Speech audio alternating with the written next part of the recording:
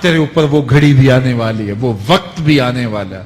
جب سانس اس ہنسلی میں اٹک جائے گا، جب سینے سے بھی سانس اوپر چلی گئی، اب ڈاکٹر بھی لا علاج قرار دے رہے ہیں کہ اب علاج نہیں رہا ہے، جان بس اب نکلنا چاہ رہی ہے۔ اب گھر والے روتے ہیں، کہتے ہیں کوئی جھاڑ پھونک والا لاؤ، کوئی دم والا لاؤ، شاید وہ کوئی دم کرے تو اس کی جان میں جان آ جائے۔ ڈاکٹروں نے تو لا علاج قرار دے دیا۔ اللہ فرماتا ہے یہ تو جھاڑ پھونک والے کو ڈھونڈ رہے ہیں، لیکن جس کی سانس یہاں اٹکی ہے وہ سمجھ گیا ہے اب موت آ گئی ہے، اس کو یقین ہو گیا ہے کہ اب موت کے لمحے آ گئے ہیں، اب میں بچ نہیں پاؤں گا، اب آنکھیں تاڑے لگی ہوئی ہیں۔ اللہ وہ منظر بیان کرتا ہے، صاحب یہ وقت آنے والا ہے جب دونوں انگوٹھے باندھ دیے جائیں گے، جب ناک میں روئی ٹھونس دی جائے گی،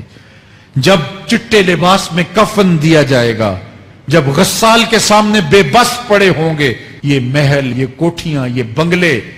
جس کو سویر شام لگ کے حلال حرام کی تمیز کیے بغیر بنایا تھا، غوث اعظم رضی اللہ تعالیٰ عنہ بولے مکان بنا رہا ہے، بسیں گے اور حساب تو جا کے دے گا، اور یہ تو ایک رات بھی تجھے اس گھر کے اندر نہیں رکھیں گے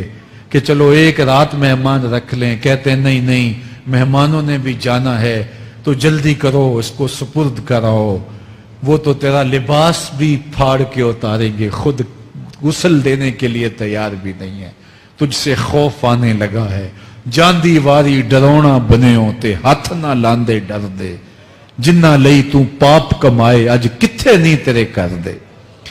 آج تو وہ تیرے ساتھ تجھے غسل دینے کے لیے آمادہ نہیں ہے۔ اولا لک فاولا ثم اولا لک فاولا،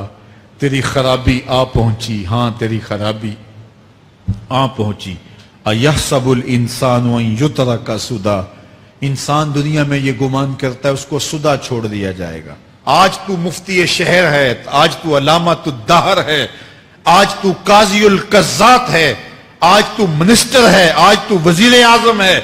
آج تو پہلوان ہے، آج تو شہزادہ ہے، آج تو بادشاہ ہے،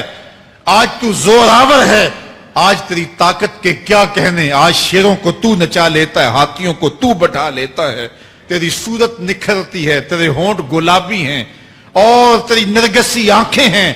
تیرے ریشمی بال ہیں اور تیری خوبصورت رنگت ہے، تو چال چلتا ہے تو لگتا ہے قیامت چل رہی ہے، تیرا قد رانا